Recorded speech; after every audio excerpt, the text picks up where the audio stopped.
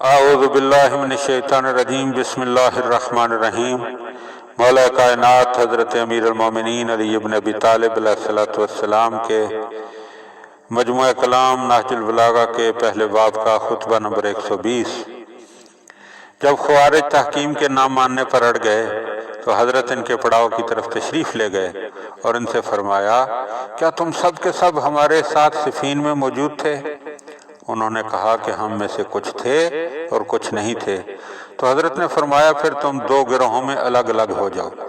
ایک وہ جو صفین میں موجود تھا اور ایک وہ جو وہاں موجود نہ تھا، تاکہ میں ہر ایک سے جو گفتگو اس سے مناسب ہو وہ کروں۔ اور لوگوں سے پکار کر کہا، بس اب آپس میں بات چیت نہ کرو اور خاموشی سے میری بات سنو اور دل سے توجہ کرو، اور جس سے ہم گواہی طلب کریں وہ اپنے علم کے مطابق جو کی توں گواہی دے۔ پھر حضرت نے ان لوگوں سے ایک طویل گفتگو فرمائی۔ من جملہ اس کے کہ یہ فرمایا، جب ان لوگوں نے ہیلا و مکر اور جال و فریب سے قرآن نیزوں پر اٹھائے تھے تو کیا تم نے نہیں کہا تھا کہ وہ ہمارے بھائی بند اور ہمارے ساتھ اسلام کی دعوت قبول کرنے والے ہیں؟ اب چاہتے ہیں کہ ہم جنگ سے ہاتھ اٹھا لیں اور اللہ سبحانہ کی کتاب پر سمجھوتا کے لیے ٹھہر گئے ہیں۔ صحیح رائے یہ ہے کہ ان کی بات مان لی جائے اور ان کی گلو خلاصی کی جائے۔ تو میں نے تم سے کہا تھا کہ اس چیز کے باہر ایمان اور اندر کینہ و عناد ہے، اس کی ابتدا شفقت و مہربانی اور نتیجہ ندامت و پشیمانی ہے، لہذا تم اپنے رویے پر ٹھہرے رہو اور اپنی راہ پر مضبوطی سے جمے رہو، اور جہاد کے لیے اپنے دانتوں کو بینچ لو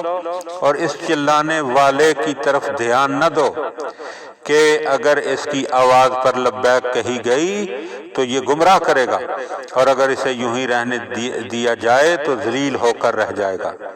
لیکن جب تحکیم کی صورت انجام پا گئی تو میں تمہیں دیکھ رہا تھا کہ تم ہی اس پر رضامندی دینے والے تھے۔ خدا کی قسم،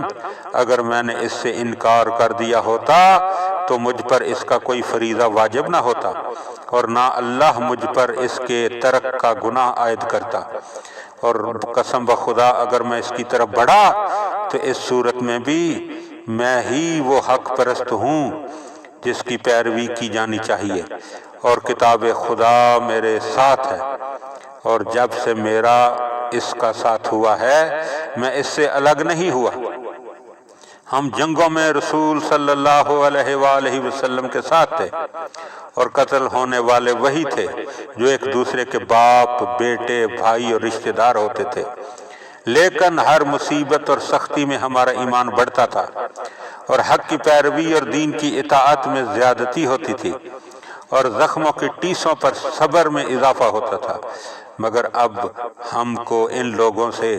جو اسلام کی روح سے ہمارے بھائی کہلاتے ہیں جنگ کرنا پڑ گئی ہے، کیونکہ ان کی وجہ سے اس میں گمراہی، کجی، شبہات، غلط سلط تعویلات داخل ہو گئے ہیں۔